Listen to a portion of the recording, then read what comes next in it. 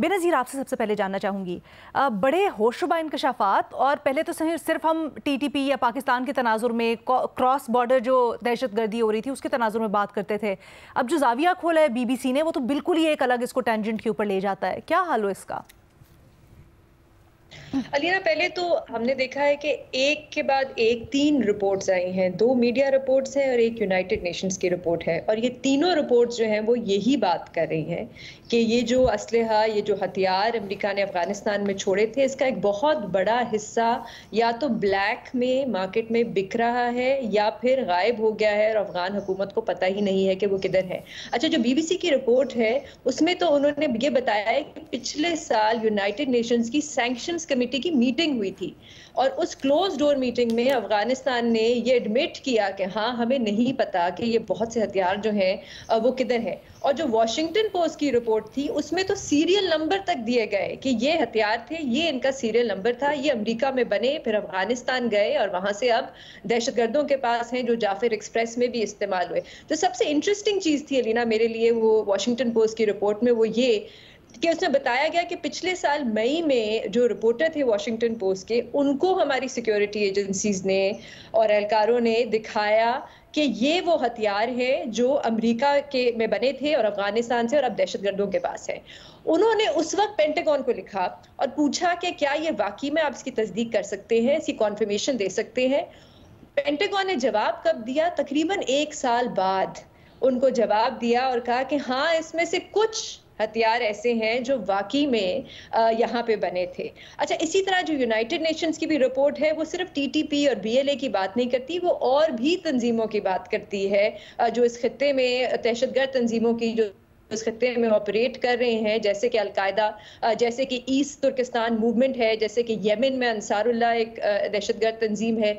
ये इनके पास भी ये हथियार हो सकते हैं और सिर्फ ये नहीं कि इनको अफगान हुकूमत ने बेचे भी हैं और इनको हमायत भी हासिल है।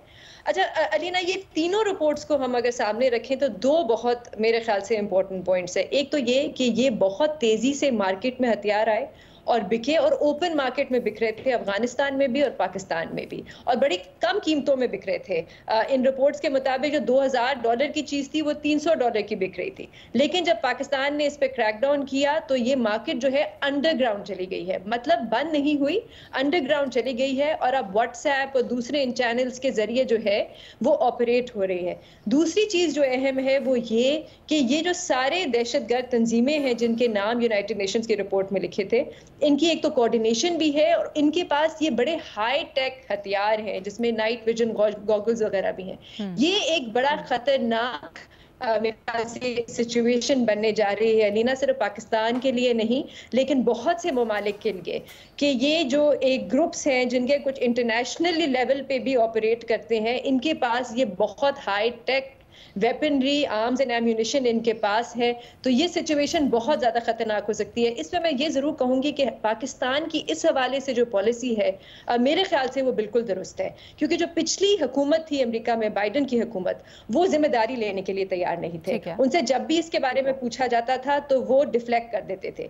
इस वक्त जो हुकूमत आई है अमेरिका में वो है वैसे तो बहुत अनप्रिडिक्टेबल है, लेकिन वो इस वक्त तलाश में है कि कोई ऐसी चीज़ हमें मिल जाए जो हम पिछली हुकूमत के खिलाफ इस्तेमाल कर सके। तो ये हमारे लिए एक थोड़ी सी ओपनिंग है जिसमें हम ये दोबारा से इश्यूज जो हैं उनके सामने रख सकते हैं ताकि वो सीरियस लिया जा सके। दूसरा जो हमने यहाँ पे जो स्ट्रैटेजी अपनाई है, जो मेरे ख्याल से बिल्कुल एक बहुत अच्छी स्ट्रैटेजी है एज ए रिपोर्टर भी, क्योंकि मैं ट्रांसपेरेंसी के हक में हूँ, कि आपने इंटरनेशनल मीडिया को बुलाया, उनके सामने सबूत रखा, सीरियल नंबर्स दिए और जो वॉशिंगटन पोस्ट की रिपोर्टर्स में बताया गया कि दोबारा फिर जब जाफिर एक्सप्रेस का हमला हुआ उसके बाद भी तस्वीरें और सीरियल नंबर भेजे गए। तो आपने यहाँ पे इंटरनेशनल मीडिया को इंगेज किया ताकि दुनिया में जो आपकी बातें हैं वो सीरियसली ली जाए। अब इसका ओवरऑल हल क्या होगा अलीना? मेरे ख्याल से इस वक्त मेरी बहुत लिमिटेड सी नॉलेज है इसके बारे में, लेकिन मेरे ख्याल से इस वक्त एक इंटेलिजेंस शेयरिंग की या कोऑर्डिनेशन की ज़रूरत होगी इन ममालिक کے درمیان جو اس کا ٹارگٹ رہے ہیں، جہاں پہ یہ جو دہشت گرد تنظیمیں ہیں وہ آپریٹ کرتی ہیں. اس کے علاوہ کیونکہ یہ واپس تو میرا نہیں خیال ہے ملنے والی ہیں، چاہے ڈونلڈ ٹرمپ جو ہے جتنے بڑے دعوے کریں، لیکن ایک تو ایک کریک ڈاؤن اس وقت. ایک اور میں چیز ضرور کہنا چاہوں گی کہ اس سے کچھ دن پہلے ایک اور بھی رپورٹ آئی تھی جس میں یہ بھی کہا جا رہا تھا کہ کرپٹو کرنسی کے ذریعے فنڈنگ بھی مل رہی ہے ان دہشت گردوں کو. تو فنڈنگ بھی ہے، ہائی ٹیک ویپنری بھی ہے. تو بڑا خطرہ. اچھا، میرا ایگزیکٹلی یہی کنسرن تھا. ایبسلیوٹلی میرا ایگزیکٹلی یہی کنسرن تھا کہ پہلے تو ہم بات کرتے تھے نا کہ پاکستان کے تناظر میں، اب جو ہمارے سامنے تحقیق آئی ہے، کہتے ہیں نا بڑا سخت حقیقت ہے کہ جب آپ کے دروازے کے اوپر آفت آتی ہے تو شاید زیادہ آپ کو احساس ہوتا ہے. اعزاز، ڈو یو تھنک کہ خطرہ اب اتنا بڑھ چکا ہے؟ یہ جو سٹیٹس، فیکٹس، فگرز اور تحقیق ہے یہ ہمیں یہی بتا رہے ہیں، لیکن کیا واقعی میں اب یہ اسلحہ واپس منگوانا ممکن نہیں ہے یا بہت مشکل ہے؟ کیا ہو سکتا ہے اس کے اوپر قابو پانے کے لیے اگر ایسا ہے تو؟ دو باتیں.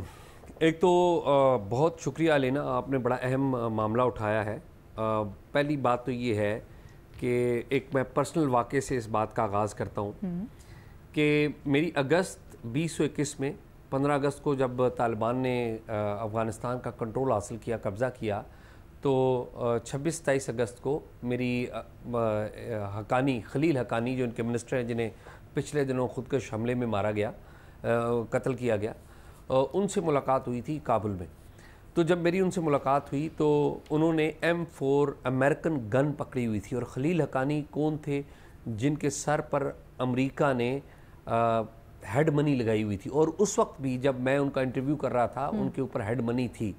نہ صرف انہوں نے M4 کاربن گن پکڑی ہوئی تھی، رائفل پکڑی ہوئی تھی، جدید امریکن وہ گن تھی، بلکہ ان کے ساتھ جو ان کے باڈی گارڈز تھے ان کے پاس بھی وہ گنز تھی. اور وہ سارا منظر میں نے اپنی آنکھوں سے دیکھا کہ کس طریقے سے جب امریکنز گئے تو کس طریقے سے اسلحہ، ہیلی کاپٹرز اور بہت ساری چیزیں، ایکوپمنٹ وہ طالبان نے اپنے کنٹرول میں لیا. اب سوال یہ پیدا ہوتا ہے کہ پہلی بات تو ہم یہ آج کی بات کر رہے ہیں کہ یہ طالبان یا القاعدہ کے پاس یا TTP کے پاس، ان مینی کیسز جو داعش ہے انہوں نے کوئی اٹیک کر کے انہوں نے بھی اپنے پاس یہ اسلحہ اکٹھا کیا. لیکن اس کی بنیاد کہاں سے شروع ہوتی ہے؟ بنیاد اس کی شروع ہوتی ہے فروری 2020 سے، جب دوحہ میں پیس ایگریمنٹ کیا گیا امریکہ کی طرف سے طالبان کے ساتھ. اور اس وقت پاکستان نے بھی، مجھے یاد ہے شاہ محمود قریشی صاحب میں نے دیکھا تھا دوحہ میں، اس ہوٹل میں موجود تھے اور میری ان سے گپ شپ بھی ہوئی تھی. تو ہم پاکستان بھی اور اس وقت کی خان صاحب کی حکومت کریڈٹ لے رہی تھی کہ مذاکرات ہم کروا رہے ہیں، گو کہ مذاکرات براہ راست وہ کر رہے تھے. دوحہ پیس ایگریمنٹ پڑھ لیں، 5 بنیادی نکات جو کہے گئے کہ جی دوسرے ممالک میں ٹیررزم نہیں ہوگا، ہم 5000 کے قریب جو طالبان کے قیدی چھوڑیں گے، اور مختلف چیزیں تھیں. لیکن ایک بنیادی غلطی بیچ میں کی گئی امریکنز کی طرف سے، وہ یہ کی گئی تھی کہ اس دوحہ پیس ایگریمنٹ میں جو امریکہ کا 14 ماہ کے اندر وڈرال لکھا گیا تھا، اس میں یہ نہیں لکھا گیا تھا کہ وہ اپنا ایکوپمنٹ اور اپنی جو اسلحہ ہے وہ بعد میں بھی لے سکتے ہیں. یہ تو جو کچھ بھی آج ہو رہا ہے یہ خود امریکہ کی فیلڈ پالیسی تھی جو انہوں نے 2020 میں بنائی، جو دوحہ پیس ایگریمنٹ کیا، یہ اس کی بہت بڑی غلطی ہے. اب اگلی سوال جو آپ نے کیا کہ کیا یہ ریکلیکٹ ہو سکتا ہے، تو میں آپ کو یاد کراؤں گا، ہسٹری سے یاد کراؤں گا. 1989 میں جب رشیا ٹوٹ گیا اور امریکہ نے ریپ اپ کیا، تو آپ کو پتہ ہے، یاد ہوگا کہ 1989 سے پہلے جو رشیا کی ملٹری کی بیک بون توڑی افغانستان میں، پاکستان نے وہاں پر بڑا کام کیا تھا، امریکہ اس میں انوالو تھا، پاکستانی ISI کے ٹرینڈ لوگ، پاکستانی سیکیورٹی کے جو ٹرینڈ لوگ ہیں، انہوں نے افغانستان کے اندر جا کے کارروائی کی تھی. ایک چیز تھی، وہ تھا امریکن سٹنگر میزائل. وہ زمین سے کھڑے ہو کر جو رشین ہیلی کاپٹر جو ہٹ ہوتے تھے، مجاہدین، مجز کہا جاتا تھا ان کو، مجاہدین کے ہاتھوں میں جب امریکہ کے سپلائی کیے ہوئے وہ سٹنگر میزائل آئے تو انہوں نے اڑا کے رکھ دیا. جی وہ سٹنگر میزائل تھے. پھر کیا ہوا، انہوں نے کلیکٹ کرنے کا فیصلہ کیا تو باقاعدہ CIA نے آپریشن لانچ کیا. تو سارے سٹنگر میزائل جو بانٹے گئے تھے، امریکی CIA نے سارے سٹنگر میزائل اکٹھے کیے. آج بھی اگر امریکہ چاہے، امریکہ سیریس ہو تو یہ میزائل یا جو اکوپمنٹ ہے یا جو اسلحہ ہے وہ واپس لے سکتا ہے. اس کی وجہ ہے کہ ایک ایک اسلحے کی جو ڈیٹیل ہے جو افغانستان میں لینڈ ہوا ہے وہ ساری موجود ہے. تو آپ کو ایسا لگتا ہے اس وقت سیریس ہے دنیا؟ اعلان تو ہو رہے ہیں امریکہ کی طرف سے بھی بڑی اپیرنٹلی تو کہا گیا، عزم کا اظہار کیا گیا، بٹ وہ کتنے سیریس ہیں آپ کو کیا لگتا ہے؟ میرا نہیں خیال علینا، میرا نہیں خیال کہ امریکہ سیریس ہے اس اسلحہ کو فوری طور پہ واپس لینے میں، کیونکہ امریکہ کی پرائرٹی نمبر 1 نہیں ہے. امریکہ کو تھریٹ نمبر 1 نہیں ہے اور طالبان امریکہ کے دوست ہیں. تو جس دن امریکہ کو تھریٹ ہوا اس دن وہ سیریس بھی ہوگا اور اس دن وہ